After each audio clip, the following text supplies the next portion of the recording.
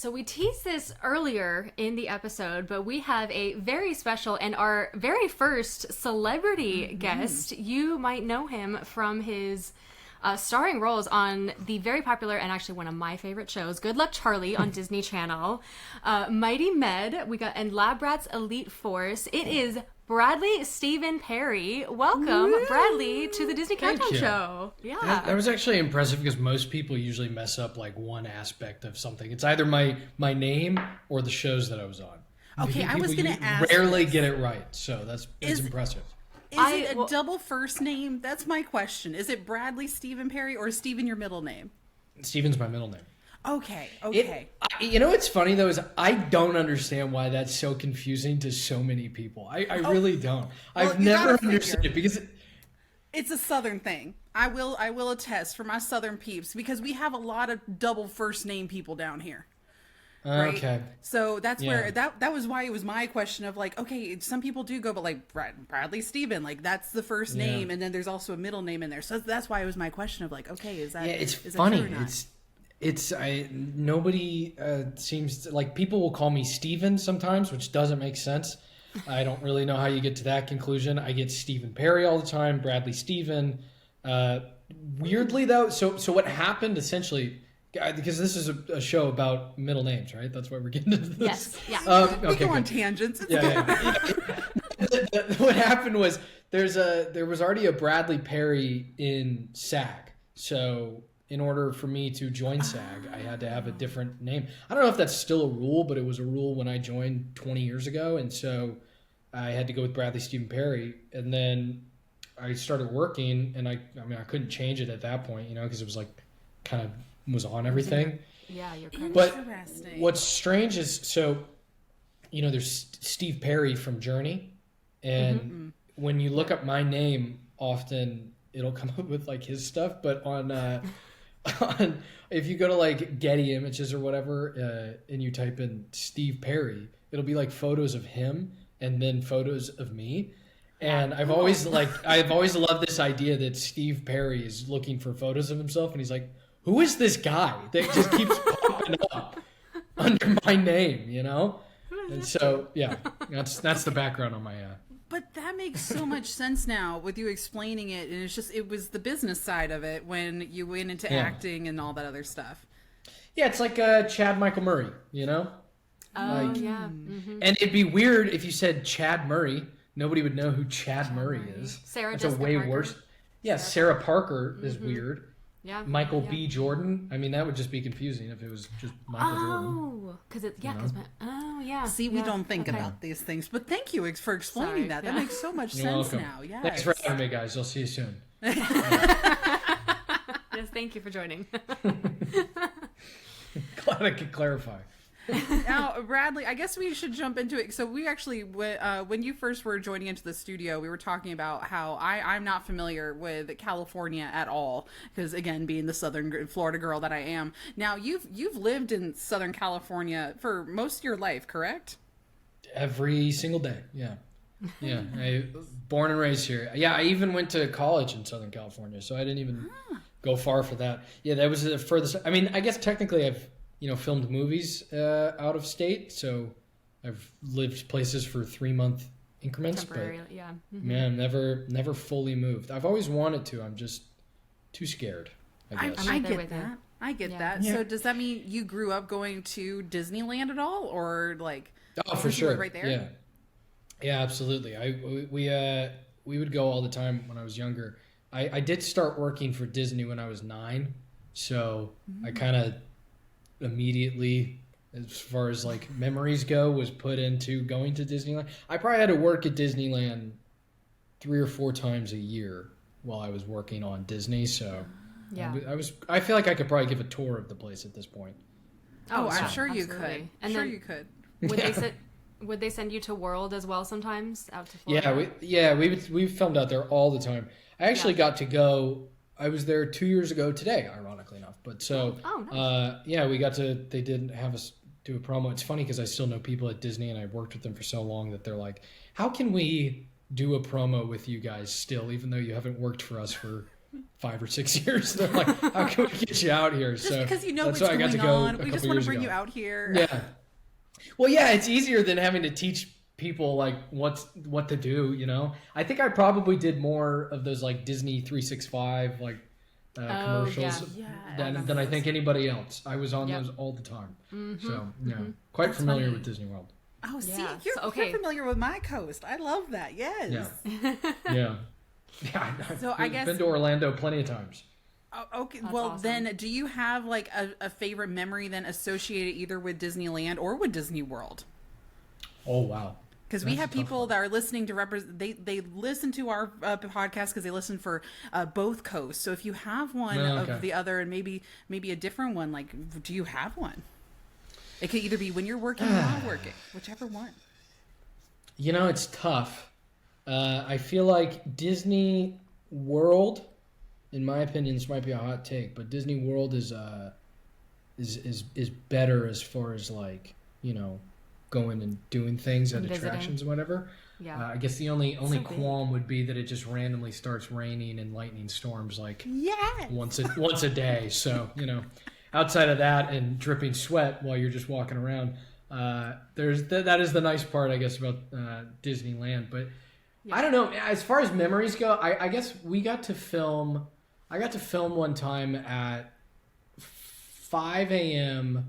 in Disney World, and it was before like anybody was there, and so it was just us and this small crew in the park, and they were turning on the rides for us, and we were having to film on them. That was an experience that I would say most people probably never get to do, that I will forever remember. There was also a time where I opened a ride. I think it was what was it? It was the Seven Dwarfs ride.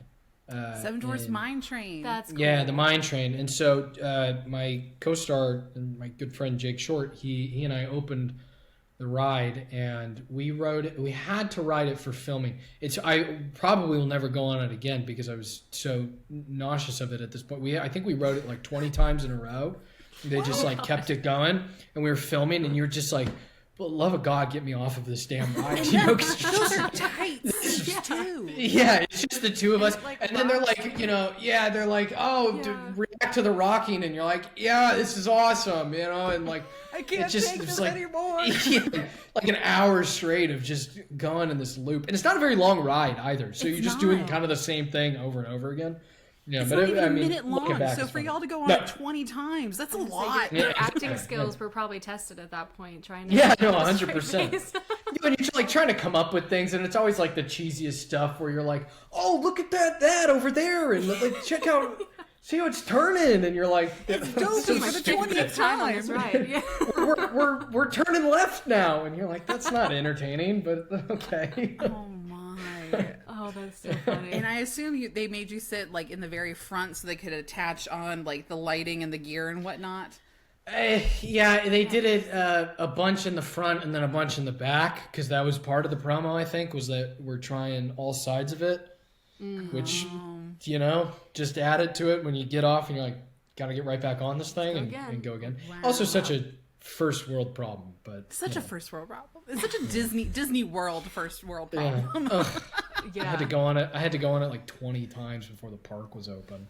Oh shoot. Yeah, That's funny. such a tough What Tuesday. a bummer. Yeah. That's so weird because that ride actually, so that would have been 10 years ago because that opened up in 2013, I believe. Yeah, something like 13? that for sure. Okay. That's Yeah. weird to think about that it was that long ago because I remember writing it right after that as Yeah. a cast member in previews and whatnot. So yeah, weird times. Time's flying by too fast. Yes. No that's kidding. crazy. I know. Yeah. It's bizarre. That was Now- such a long time ago. Now with like so with memories and whatnot, do you have a favorite Disney character? We obviously know it's not one of the Seven Dwarfs if you are slightly triggered by the ride itself. So Yeah, do you have yeah, I a favorite refuse. character though? Oh, favorite character. I feel like growing up, I loved Toy Story so much. It was like it just was like my favorite childhood movie. And I feel like anything involving Toy Story is always. It's also still such a great movie. I feel like if you It's just watch timeless. it, Yeah. you know, it's timeless, and it's also like outside of like a kids movie. It's really just such a well-written film. But you know? but okay, Toy here's Story the thing 3 though. is not a kids movie. It is not. Watching Toy Story back painful. again, watching it back as an adult, it's like so many of the jokes went over my head as a kid because I didn't understand that kind of humor. There are some like fairly like adult jokes in there. And I was like, I feel like same with the Monsters Inc. too. I feel like Monsters Inc. is kind of a Monsters Inc. similar vibe. And I don't know. Yeah, Toy Story 3. I remember I was filming in Toronto when Toy Story 3 came out. And I think a few of us from the cast went and saw it, and we were all sitting there just sobbing at like the ending of the movie. It's so brutal. I know. Just, like, I cried. I probably would still cry watching that thing.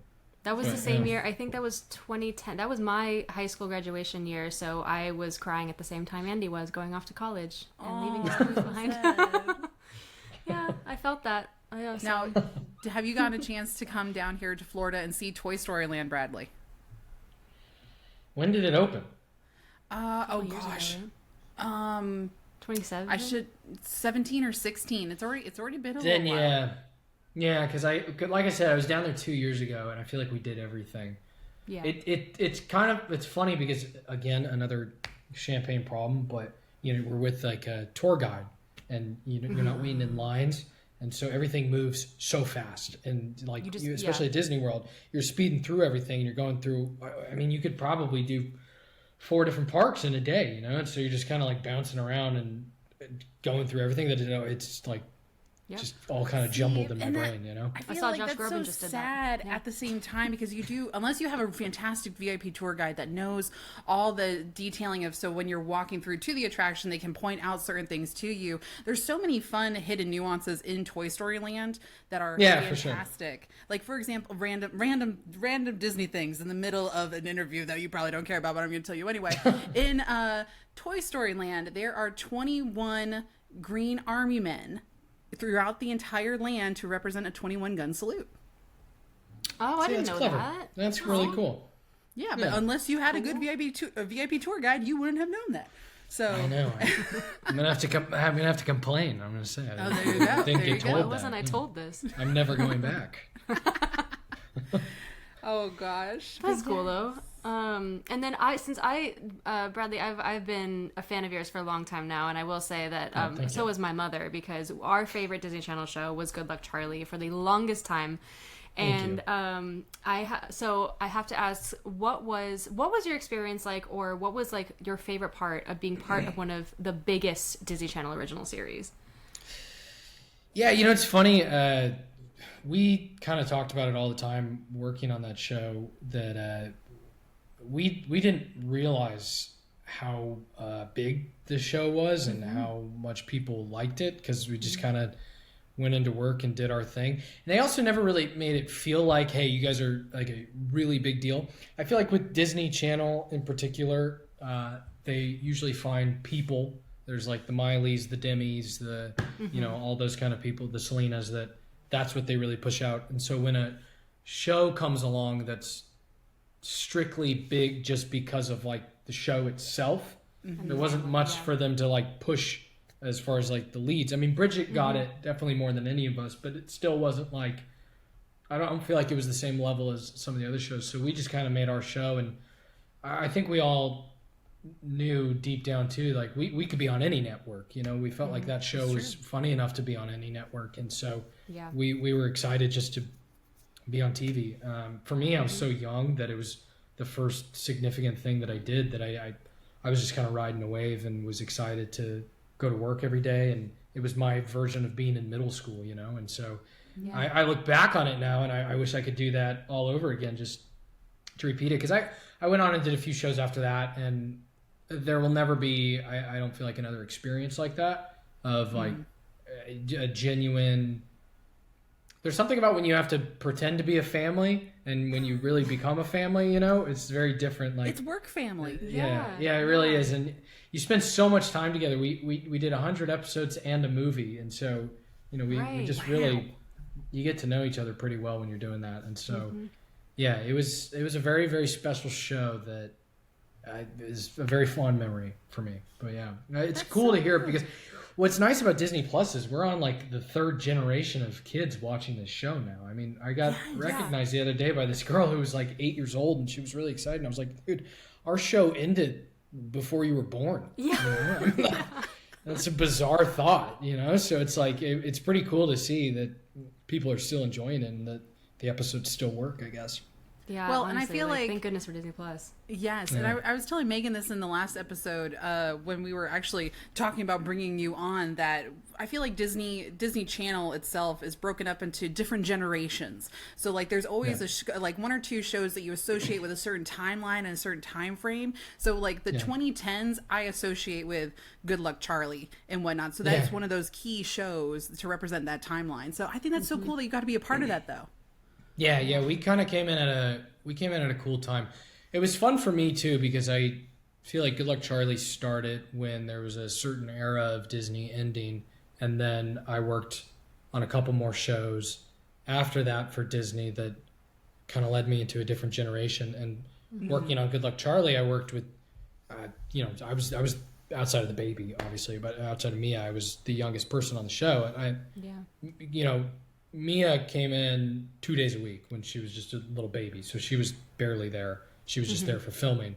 So I was there every single day. So I was just working with adults. And, so when I went on and did other shows and I was working with people my own age, it felt like that was me being in high school, working with people my age. I felt like I was actually like around the same crowd, but I had just come off of a show that was strictly adults.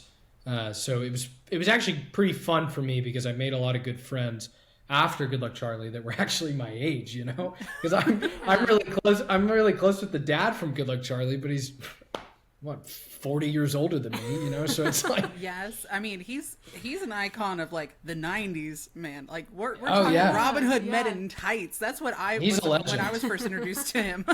I know, or American Wedding. He was in American Wedding too. Yes, all those weird obscure movies he was a part of. Yes, dude, he's just a character actor, man. He's in everything. Everything you think of, he was in it. For some reason, he was in it. I love that. That's so cool, iconic. So for I guess you moving forward, do you have are you planning? Do you want to get back with working with Disney Channel at all in some capacity and whatnot? Do you want to do anything like what your Disney dad was doing, like how he's a character actor and all these things, or are we moving on to better and bigger things?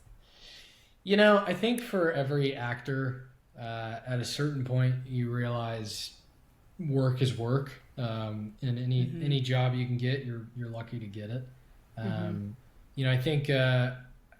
I think there's definitely time periods for working on Disney, and I think when you're a kid, they kind of get knocked a lot, but it's a great environment. It really is, and it's a great way to learn how to act and great set experience and to know how you're supposed to be. And so then when you go into, call it the real world of acting outside of on other networks where you're an adult, you already know what to do and you know how to act. Whereas I feel like, people my age, if they're just now kind of getting into acting, in my head, I have such a leg up on what you're supposed to do on a set and how you're supposed to behave. Certain but set expectations. And I think you just I think especially with everything going on in the industry right now, I think it's good for people to realize that you can't really take our career and our job for granted, and it's a very like a fickle opportunity to get to work on a set. And so I obviously never say never. There's things I want to go do and try and be a part of, but somebody like Eric's career, I mean, to be a character actor like that, where you bounce around from job to job and get to try new things and you're consistently working and you're financially stable, that's the dream as an actor, really. And I think anything above that is just the cherry on top, but if you can make a living acting, you're in the top 1% for sure. So I don't know. I think just kind of taking it in stride and seeing whatever comes away. See, and definitely. I don't know, like I might have told this to Megan, but like every opportunity and stuff, like it comes into our life and it's meant to be there for that season at the appropriate time. So I think your time on Good Luck Charlie was an appropriate and perfect time for you to be able to set up for what you're going to do next, which is very exciting. And now, absolutely. I guess also one other thing, do you have a favorite like episode or anything from your time in Good Luck Charlie? I forgot to ask that. Oh man. You probably get asked this all the time too. Yeah, and I don't think I've ever had a good answer for it. I think anytime I got to work where it was Jason and I in scenes was always really fun. We're working Gabe and PJ's storylines were always fun, just because I think character-wise they were so polar opposite that comedy worked well. And Jason and I were really close too, so it was fun for us to do. We would hang out. It worked well for us because if we were in the scenes together, that means we weren't in scenes at the same time. So it's like we could go and hang out, which we did often. So we liked being in scenes together. So I guess any episode that's like predominantly, but to be honest with you, I don't remember half of them. I would say if not more.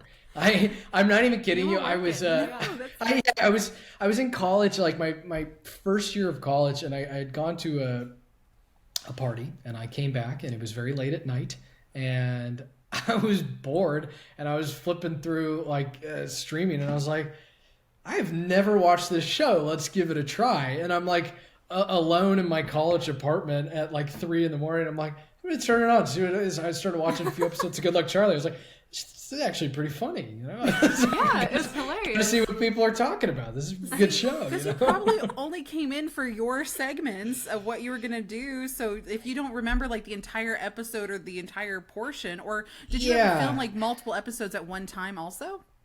No, but it was just very quick, and you're in such a schedule that it's Monday through Wednesday, you're rehearsing, filming on Thursday and Friday, and then you start again the next week. And there were seasons where we did 30. The second season we did 30 episodes and a movie. So we went 15 episodes, went and filmed a movie, came back to 15 more episodes, which is for television is a lot. And so I just it's all just jumbled in there. There are certain memories, but as far as like episodes, if you threw me into those episodes, there was literally somebody was talking about it the other day, and they referenced something. Like somebody recognized me and said like the episode where you did this, and they were like, "What was it like to film that?" I'm like, I genuinely have no idea what you're talking about. I couldn't tell you a single thing about that episode. So. That makes so much sense though, because I feel like our audience and whatnot, and people remember Weird Stuff for you, Bradley, and then our watchers on like TikTok and Instagram for me and Megan, our followers and the people that watch us, they pick up on the weirdest things or like how we pronounce or say something, and they will not let it go. So like the weirdest things stick in their head. So I think that does make sense that people would come up to you and be like, "Do you remember this?" And you're like, "I have no idea," because that was just normal every day for me. Yeah, and it's like it like I said, it was 4 years. So that'd be like if I came to you and I was like, "What was your favorite week of high school?" What was the best week you had in high school? I'm like, I don't know. No, that's a good perspective to explain. 4 years of my life. It's a very long time. Yeah. Well, so I guess with no longer focusing on the past and whatnot, and let's again go back to focusing on the future, because we heard that you have a cooking channel going on YouTube. Is this correct? Yeah. Yeah, I do. I've been bored during this time of working in the film industry because with everything going on. So I just took up cooking.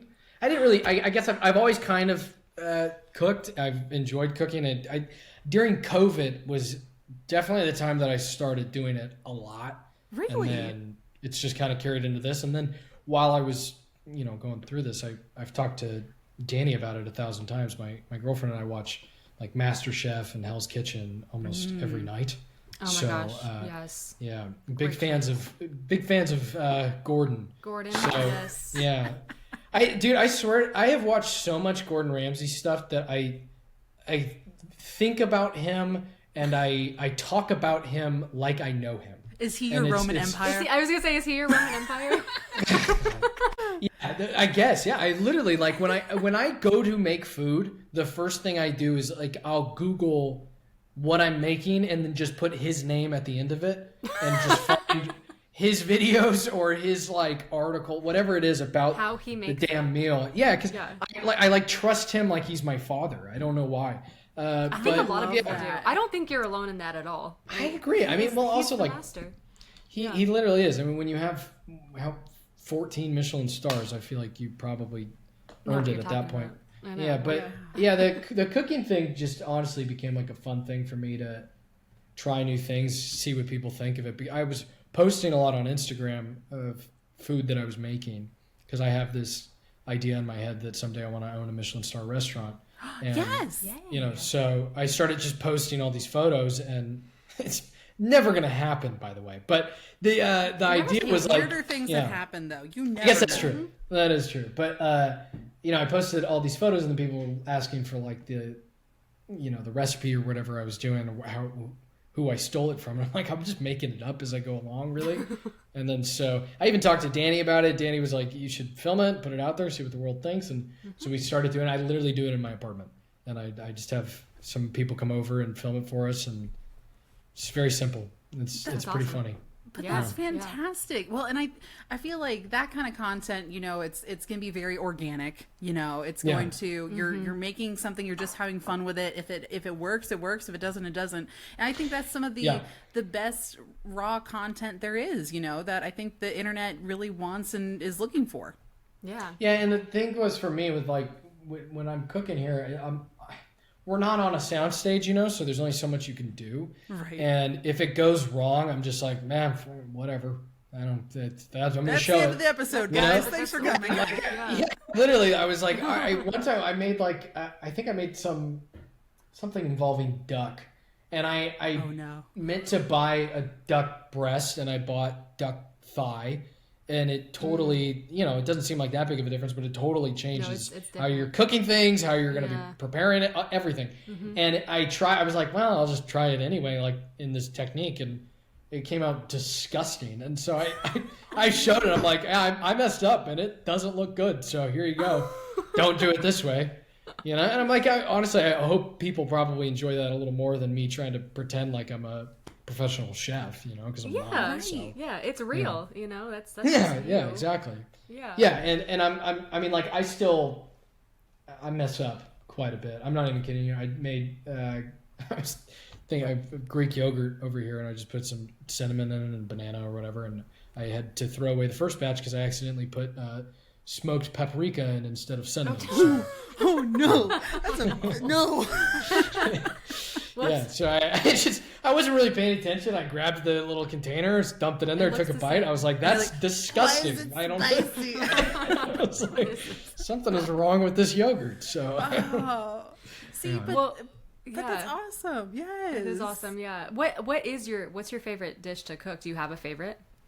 I'm a big meat eater. I eat a lot of steak. Carnivore, so anything, Yes. My girlfriend and I eat a lot of fish. She loves sushi, so we've made. It's actually really fun making sushi, and learning how to properly make sushi is pretty cool. It's a tough thing to do. Try it. It seems really it's not hard. that. I mean, like once you learn it, it's not hard to do. It's like the actual rolling of it, and like making a roll, whatever. I mean, a piece of nigiri is literally just fish over rice. Oh, yeah. So if you can cut a piece of fish, I think you're good. But yeah, I don't know. I mean, I got into cooking mostly because it was for me like a way to make healthy food taste good.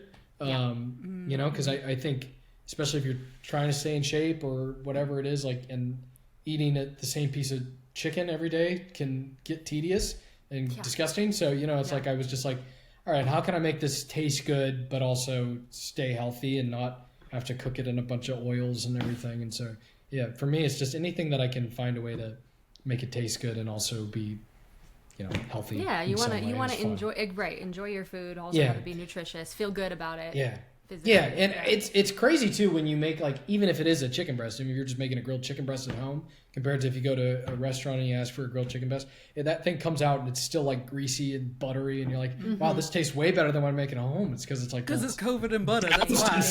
Yeah, it's like, no kidding. Yeah, it's not even chicken anymore. So I know. Yeah.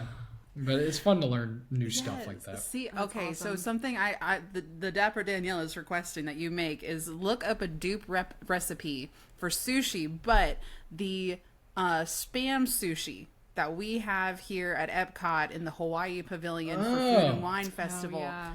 Y'all, Interesting. It didn't make my top list for our episode because it's a seasonal dish. It doesn't stick around all the time. Yeah. But that stuff slaps. It is. I went to a Hawaiian restaurant recently, and they had Spam crispy rice, and so it was literally just like it was like kind of like those spicy tuna crispy rice, but it was just a layer of Spam, and yes, couldn't imagine it's good for your intestines, but it was delicious. It was it's so a mystery good. meat for sure. Fine. Yeah. If the Hawaiians love it, it must be good. Meat, sure. Let's pretend. So that's just my one request. That for an idea, if you want to look that up, it's really good. It's really good. I'll give it a try. I'll give it a go. See what we can do. Well, actually, speaking of Disney food, and even though mine's a seasonal food, I guess we're talking about food in this episode, and we're going to be giving our top 5 of our favorite Disney snacks. Now, Bradley, do you have 5 of your favorite Disney snacks going down in order from 5 to 1? What is your list? I have a list. This is what we're wondering. I'm going to pull up my list. Oh, he's ready. Okay. So starting at 5? Yes, starting at 5. Starting at 5, yes. I'm going to go with the cream cheese filled pretzel. Again, classic. something that I can't imagine is good for you, but it is It's park food. so delightful. Calories don't count. Well, yeah, especially if you're walking 25,000 steps. Who gives a crap? Yeah, Exactly. Zero. I'll eat 2 of them. Yeah, it's also just like there's something about. I'm a big cream cheese guy. I think cream cheese is good in everything. And we don't have to number smear it with a knife. It's already in there. That's great. Oh yeah, it's already so filled good. up, and you get the saltiness. It all just works so well. But I don't know if this one really counts as a snack. More of like this is just something that every time I'm at Disneyland, I get is the Ghirardelli ice cream. Oh, definitely in a snack. California That definitely Adventureland. counts. Yeah. It just feels like it's more of like a whole holistic thing. Like I always get specifically a shake. I feel like from there. What flavor? What's the order? You got to tell us the order. Just mint chip and Rocky Road is kind of the go-to. Yum. Yeah, okay. so I've probably had that every time I've gone to Disneyland. Okay, Yeah, now this Rocky one's a Road little is more my like number 3 is a little more like a little shishi restaurant ordeal. It's at that what is the place in what is it? The place in California Adventureland. You guys are gonna have to help me out here. Yes. Carthay Circle? Carthay Circle. Okay, Yeah, yes, okay. Carthay Circle. They have a ceviche there that I feel like I've gotten a bunch, and so it's like a citrusy ceviche. That's nice mix up from most park food. I feel like because you're getting like an actual nice little culinary experience there. Yes, it's a little healthier citrusy flavor in there. Refreshing. Yeah, I love I'm a ceviche. big ceviche person. So Yes, that one's yeah. going at number 3. And the reason that one's at number 3 is because number 2 is not as good of food, but it is a classic to me and something I've always eaten every time, even as like a child before I was working on Disney, was the Tomorrowland burgers. The burgers. Really? From Galactic Grill? What? And me and Megan are like, shook Just it. a- Okay. Tomorrowland Terrace? A Whoa. bad burger. It's not a well-made burger, but it's No. delicious. Yeah, it works. Sometimes you need a crappy burger, though. You know what I mean? Yeah, that's good. Honestly, it's better. though, that is actually very, very true. There are some nights where I don't want anything else but a very mediocre burger, and Galactic Grill is there every time. It's open late, and they just it just works. It's So, the you know what? perfect I get it. basic. Yeah, there's like nothing on it. It's just a soggy park bun food. and a greasy. They do the Thousand Island. They have the the pink sauce, Yeah. which is yeah, good. Yeah. So, Yeah, I didn't put their fries on there because I'm not a fan of their fries. No, that's I don't like the fries. No, they could do better. So I'm just separating the burger from the fries. Wow, They love could it. work on that. Yeah. Yeah. And then number 1 for me is the churro. Yay! Yeah. Number 1. That will forever and always reign The number 1 for me. Disneyland churro. I just think, I agree. And it can come in so many cute little seasonal forms. They like do it up with the flavors and stuff. But the OG churro was always a good old reliable. I will say every once in a while you go to like a certain stand and you're like, that's not their best. No, that was That's my not their best question. one. Do you have a cart? Which one is your cart? There's one I feel like I've gone to a bunch that's right around Pirates of the Caribbean. Frontierland churro cart, and it actually is the best. I will say that. Yeah. Yeah, weird, right? I don't know It why is the that best, yeah. like. I'm also just gonna put it out there, not to throw shade on it, but I'm not a fan of Dole Whip. That's And okay. I don't. I was thinking about it, and I think of Disneyland snack foods. That's on there, but not overrated. Some people, do you like pineapple in general, or is it like just a texture thing with the Dole I Whip? like pineapple. It's no offense to if that offended a lot of people with the whole Dole thing. But No, some people you're not really the one. like Dole. I don't know why. It's Oh, like yeah. such a big deal. But yeah, no, it didn't even crack top 10. So Yeah, There you that's go. okay. No, I like that's I a like the good hot creations take. they have. Yeah, Dole Whip. They've done a lot with Tropical Hideaway, the new restaurant that they make these little parfaits and sundaes and stuff. I like those. Yeah. Where they throw a bunch of stuff on it. But yeah, I never really get the just the single scoop anymore, or the no, doesn't do anything for me. Doesn't Yeah, do anything for me. Me and I Megan were understand that. I also get that. talking again in the last episode how like Disney World, how we do Dole Whip is totally different how than Disneyland does Dole Whip also, because we don't have the craziness or we don't put tahini or anything like that on our Dole Whip, but that's like a Disneyland thing. So like I get It's it. a Southern it's California different. thing for sure. So it's a SoCal, yeah, and chamoy. Yeah, they put tahini on beer. That's very common here. A michelada, yeah. Yeah, michelada. That's very common. I was going to ask, so while I was thinking about this, would you consider food at Epcot as a snack? Like if it's in like a restaurant, you know what I mean? Is that considered snack food? Could that like creep into the list? Certain restaurants, yes. Depends on the location, I would say. So, like, for me and Megan, we did include anything that's a festival food or a temporary food. It has to be something like if it's at a quick service location and it's something like grab and go easy, but it's a staple that sticks around long term, then yes, we would consider that as part of our list of foods. Why is there 'Cause, something that almost made the top 5 from Epcot? Well, I would say, yeah, I mean, Italy, what's the main restaurant in Italy? Like if you walk Via in, Napoli? yeah. The one in the very back with the giant pizza Yeah. ovens? Yeah, that's the best food in all of Disney in any parks. Ooh, That's my interesting. hot I've take. never eaten there. Okay. Yeah, that's the best pizza you can get, but I can't count that as a snack, you know? Because it's sit down, or it's like I mean, a. at what point do we draw a line on saying They that's just used food? to have a grab and go window for their pizza at one point. Did they close Okay, that? then that's going to go to number 1. Oh, Churros going down to number 2.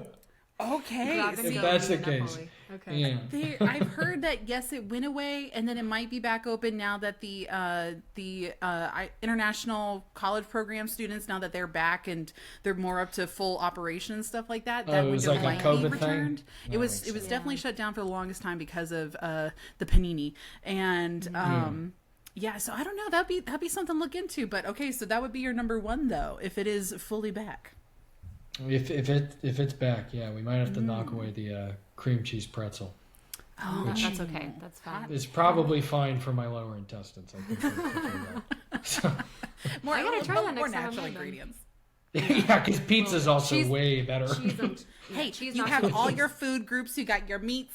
You got your Yeah. tomato. You got your Dairy. everything else on there. It's all Every good. carb you could imagine, anything All the you Yes. carbs. We love carbs. Yes. Oh goodness. Well, That's I think awesome. that was a fantastic list, Bradley. I think that was really good. That was a Thank good you. hot take. I put some effort into that one. I did try. I'm When I was so. when I was just am- working with Danny, I didn't really care. But with you guys, I figured I'd put a little effort in. Oh, thank you. We appreciate it. Yes. No, I'm so happy that you had Galactic Grill Burgers, or which might have been the old Tomorrowland Terrace Burgers, in your list, because Yeah. that makes my day. Galactic Grill deserves all the love. I think it gets hated on quite a bit because it's just like this, like, you know. Yeah, and it's great Tomorrowland, because like- you can sit there and you can eat your burger and you can smell the fumes from Autopia coming all just Yes. like wafting on over. And and stare at the poor unfortunate souls going on Finding Nemo submarines right next to you. Yes, yeah. oh my! I was actually at Disneyland the day that ride opened, and it was Really? I'm not even kidding you. We didn't do it, but the wait time was 7 hours. Yeah, So first day. yeah. Yeah, And that so was we didn't do it, before the virtual queue era.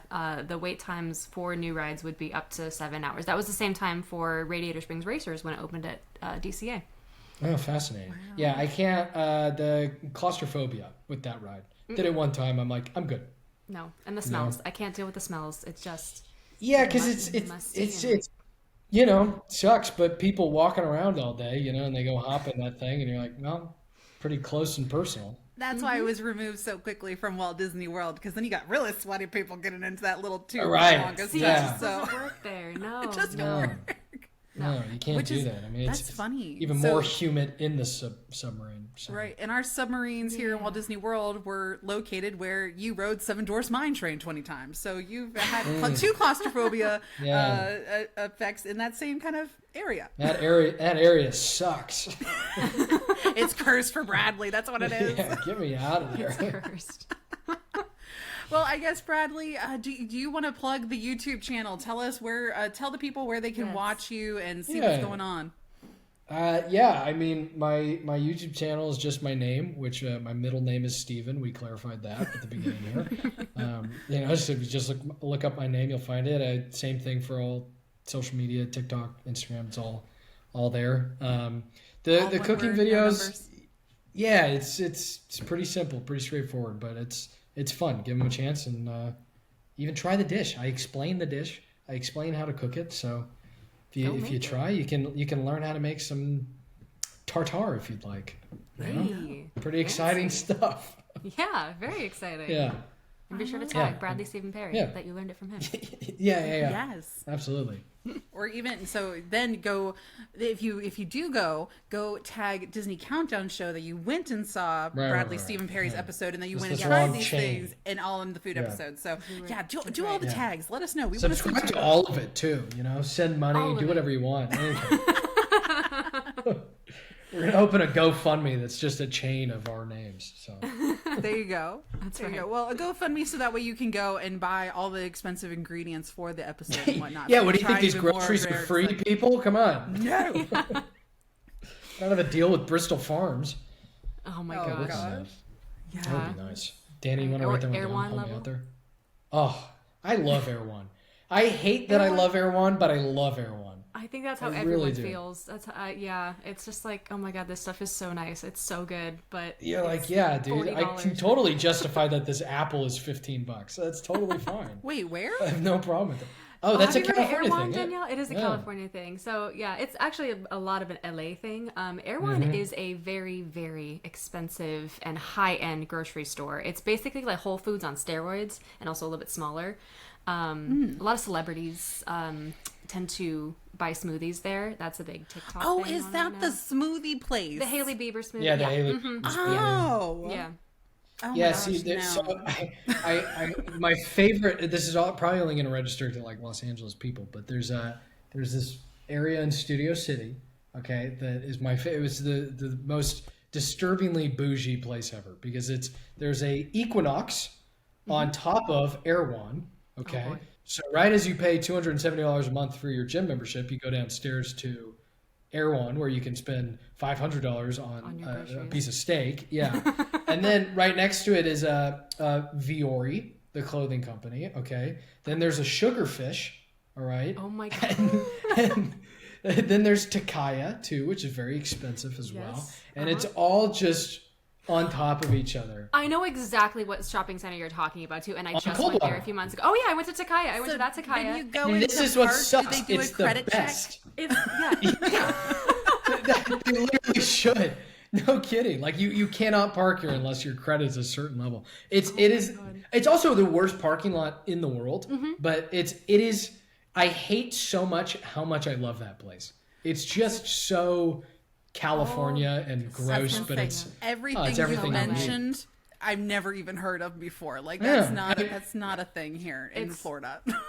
Yeah, my buddy and I went to the gym the other day. Then we walked downstairs to Erewhon, grabbed a drink, and then went to Takaya. And I felt incredible. I really did. I felt amazing. I've never felt more wellness. It just so much it was wellness. Perfect. Oh my gosh. Oh my gosh. Oh, that's amazing. Oh man. Well, I want to say thank you, Bradley, for joining us and taking some time to talk and chat with us, reminiscing about the good old days, telling us about the YouTube and about your Disney foods. I think some people will definitely agree with your list, Bradley. I think they'll agree with you a lot. And I want to know if other people agree with you about the Tomorrowland burger also. I want to hear those comments. Give some love to Galactic Grill. Yeah, hopefully I don't get like death threats for the Dole Whip comments. You know. Oh, no. I know there's some people who think it's overrated too. That should be on our overrated, underrated. Oh, that would be. Have we done that one yet? I don't think Dole Whip was on our list yet. Yeah, that we throw it in the overrated.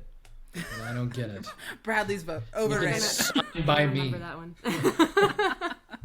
Well, thanks so much for joining us, Bradley. Thank you. Again, to Appreciate everybody it. that's listening, make sure to go check him out. Bradley Stephen Perry on the Instagram, the YouTubes, the TikToks, all that other good stuff to be able to see his content and what he's going to be doing next. Very exciting. And thanks again for joining us. Thank you. Thank you, guys. I appreciate it.